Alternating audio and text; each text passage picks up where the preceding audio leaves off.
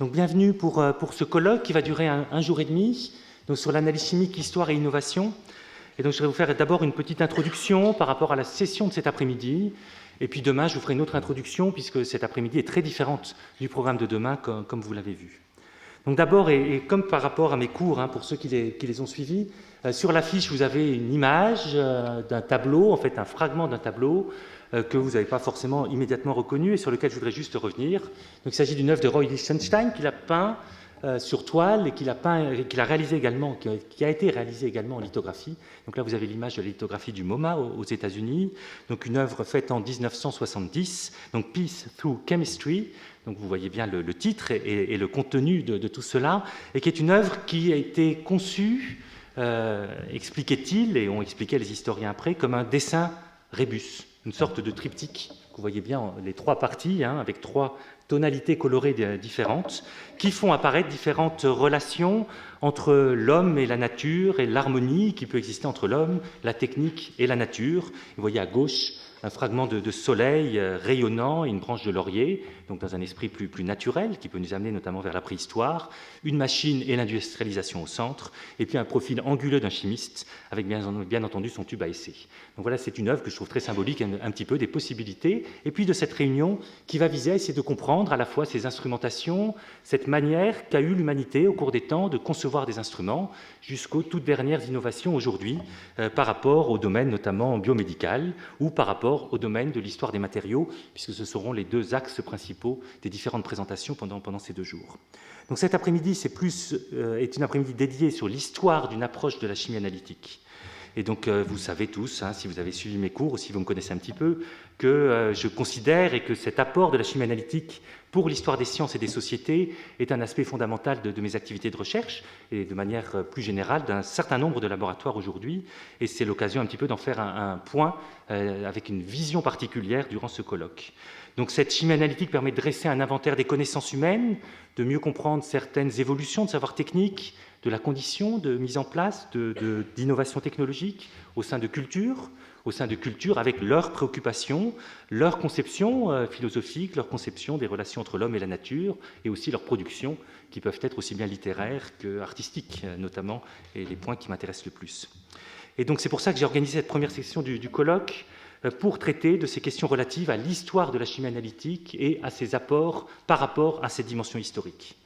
Et si on prend tout de suite un petit peu un point de vue d'historien des sciences, il faut vraiment attendre le début de la chimie analytique, qui a été fondée à partir des concepts énoncés à la fin du XVIIIe siècle par Antoine-Laurent Lavoisier et Joseph Priestley, puis par la mise au point de méthodes d'analyse très variées. Donc c'est à partir de là qu'on a pu commencer à essayer d'expliquer certains aspects de l'histoire et de l'histoire des techniques à partir d'analyses. Et les études de laboratoire dans le domaine de l'archéologie ont ainsi débuté dès l'aube du XIXe siècle, lorsque les classifications méthodiques des éléments chimiques et des molécules ont été développées, associées à des procédés, des méthodes d'analyse qui ont permis de connaître leur nature sur une matière indéterminée et même d'en quantifier les proportions des différentes espèces. Donc ça a été le cas dès 1795, avec de premiers travaux sur l'histoire de la métallurgie qui ont été effectués à Berlin par un professeur de l'université de Berlin, Martin Heinrich Klaproth, et qui s'est intéressé aux métaux cuivreux et qui a commencé à faire des distinctions entre des métaux à base de cuivre et des métaux à base de cuivre et d'étain, du bronze, et de montrer qu'on pouvait utiliser l'analyse pour classifier temporellement ces matériaux en considérant une évolution technique potentielle et qui a existé dans l'histoire de la métallurgie. Et puis en même temps en France, c'est Jean-Antoine Chaptal qui s'intéressait aux teintures et à la technique de l'encaustique chez les anciens et qui a analysé également des fragments colorés découverts dans une maison à Pompéi. Donc là on est aussi dans les toutes premières années du XIXe siècle. Donc de nombreux autres chimistes suivront, je vais vous en parler un instant, et puis d'autres chimistes utiliseront aussi ces techniques d'analyse, et j'en avais parlé dans le premier cours, pour imaginer, synthétiser des nouveaux pigments. Et par exemple, c'est à partir d'analyses chimiques de lapis-lazuli que Guimet a eu l'idée des bons ingrédients à mélanger pour synthétiser l'outremer artificiel, qui a été un des pigments les plus importants de l'histoire de la peinture et de l'histoire des pigments synthétiques. Mais en introduction de ce colloque, je voudrais m'intéresser à la démarche d'un de nos plus célèbres chimistes du XIXe siècle et qui a effectué toute sa carrière ou presque dans cette maison. et qui m'a toujours beaucoup intéressé. Je me suis dit que cette introduction était l'occasion un peu de revenir sur certains de ces textes et sur certains des commentaires qui ont été effectués. Donc il s'agit de Marcellin Berthelot, et qui est né en 1827, et qui est d'abord entré au Collège de France en 1851 en tant que préparateur de celui qui avait la chaire de chimie à l'époque, Ballard. Puis après, il est lui-même devenu professeur de chimie, avec une chaire qui a été spécialement créée à son intention en 1865, par le dédoublement de celle qui existait déjà. C'est la première fois qu'il y avait 2 chaires de chimie au sein du Collège de France. Et donc il occupa cette chaire durant 42 ans, jusqu'à sa mort, 42 ans à faire ses enseignements. Berthelot m'intéresse parce qu'il a développé une démarche très importante à cette époque-là, que je considère toujours importante et très proche de la mienne, et qui associe chimie, archéologie et étude des textes et littérature. Et il publia ainsi des traités d'alchimie ancienne, grecque et orientale, de nombreux articles issus de collaborations qu'il effectuait avec de très nombreux archéologues pour analyser les objets qui venaient juste d'être découverts dans des fouilles, notamment en Égypte ou en Mésopotamie. Donc Berthelot, avec aussi un autre Allemand qui s'appelait Hermann Kopp, ont été les 2 principaux chimistes qui ont mené, durant la seconde moitié du XIXe siècle, des recherches à la fois scientifiques et érudites, avec une polyvalence intellectuelle assumée et particulièrement rare dans l'histoire.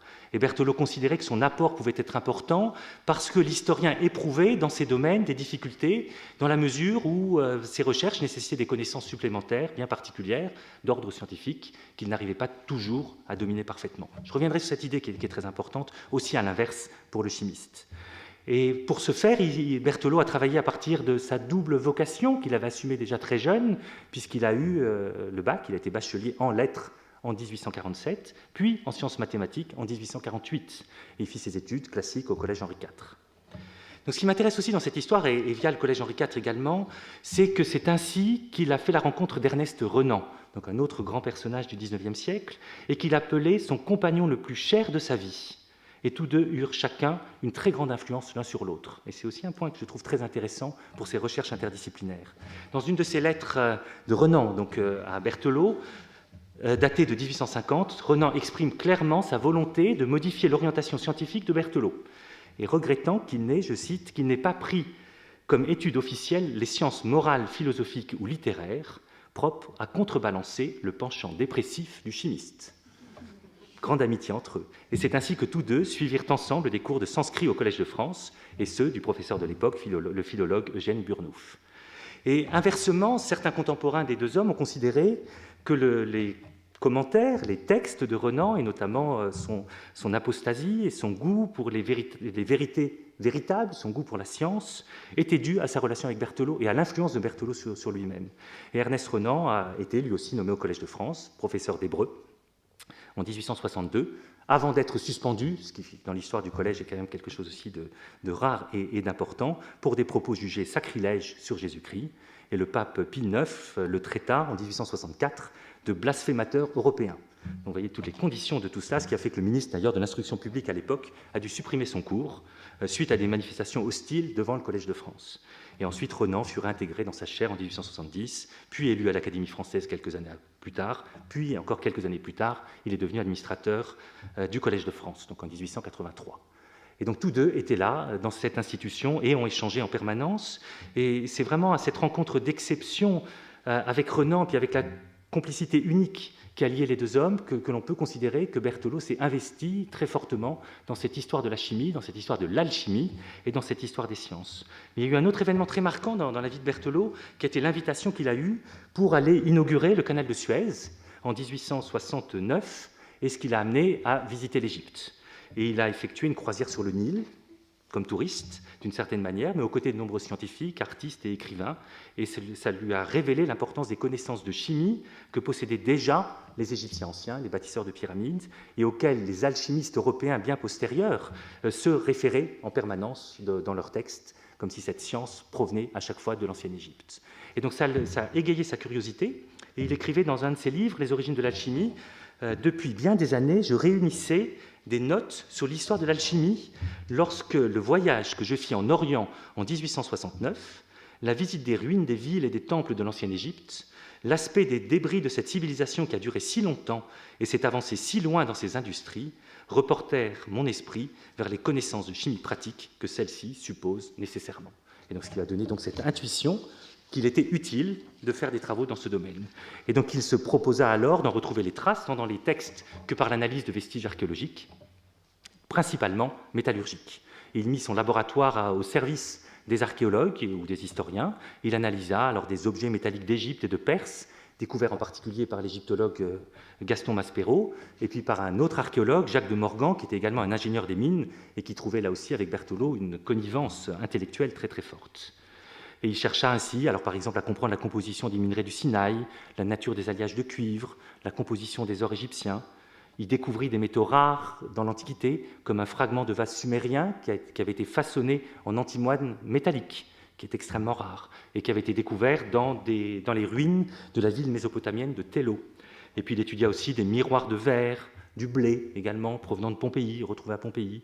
Il s'intéressa aussi à la chimie de matériaux résineux, notamment des parfums qui avaient été retrouvés, ou des pommades, ou des parfums qui avaient été retrouvés dans des tombes de princesses à Dachour, donc qui est un site archéologique très important au sud du Caire. Donc je ne suis pas exhaustif, le nombre d'articles écrits par Berthelot et consistant à décrire ces matières archéologiques est vraiment gigantesque. Il a effectué énormément de travaux, et ça serait fastidieux de les citer. Je dirais qu'il s'intéressa à presque tout. En tout cas, tout ce qu'on lui a amené le passionnait, et il trouvait les moyens d'essayer de s'y intéresser. C'est le même cas, d'ailleurs, dans beaucoup d'autres aspects de la chimie. Donc sur l'alchimie, qui va nous intéresser plus en ce début d'après-midi, le voyage en Égypte, donc, et puis l'apprentissage du sanskrit, et puis des langues anciennes, l'apprentissage du sanskrit qu'il avait fait avec Renan, furent ainsi sans doute au départ de son travail sur l'histoire de l'alchimie, et qu'il publia dans 3 ouvrages principaux, Les origines de l'alchimie en 1885, L'introduction à la chimie des anciens en 1889 et La chimie au Moyen-Âge en 1893.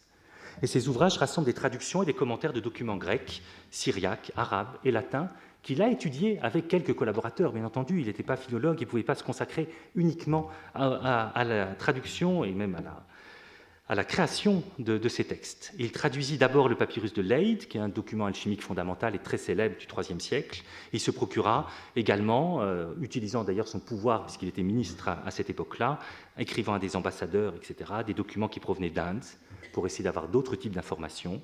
Et il disait vouloir ainsi renouer la chaîne historique entre ces vieux écrits et les auteurs de l'Antiquité déjà connus, d'une part, et de l'autre, et des auteurs déjà connus d'une part, et de l'autre, les écrivains du Moyen-Âge, arabes et latins, et de faire ce lien finalement entre cette civilisation de l'Antiquité, cette civilisation de l'Orient, et puis finalement le monde européen médiéval.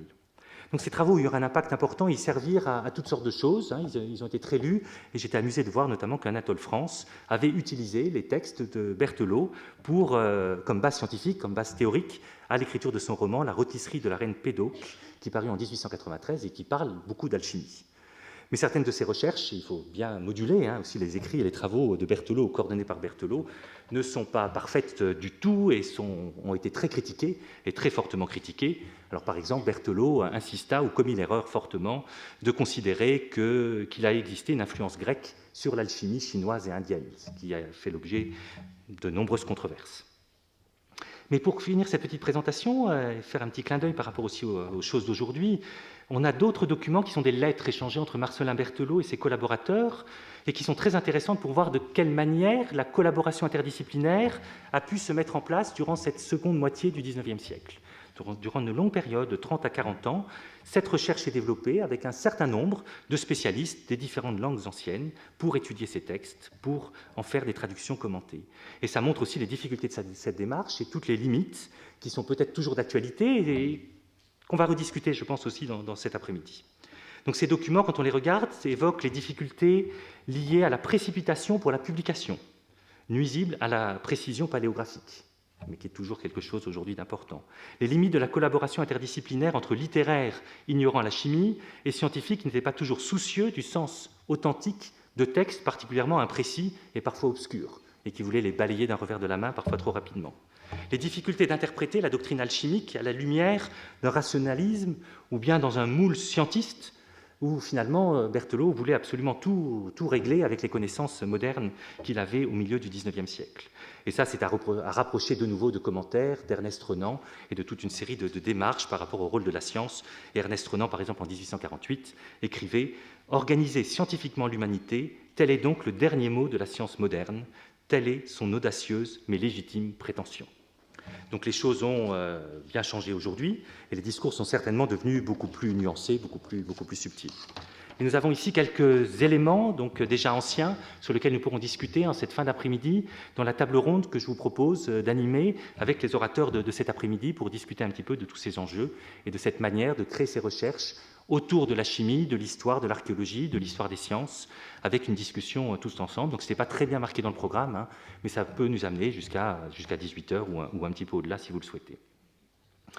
Donc, vous allez avoir donc plusieurs communications cet après-midi qui vont vous illustrer ces différents aspects. Je voudrais excuser beaucoup Bernard Joly, qui devait être avec nous aujourd'hui, qui a eu un problème de santé il y a quelques jours et qui l'empêche complètement de venir. Donc, il habite Lille, il ne pouvait vraiment pas se déplacer. Et donc, il m'a prévenu avant-hier soir qu'il lui était vraiment impossible de venir avec nous, ce qui a fait une petite modification dans le programme, ce qui laissera un peu plus de temps à certaines des communications, et donc ce qui va nous permettre de débuter tout de suite pour ne pas prendre trop de retard. Donc la première personne à intervenir donc, est Christina Viano, qui est directeur de recherche au CNRS et qui travaille au Centre Léon Robin de recherche sur la pensée antique.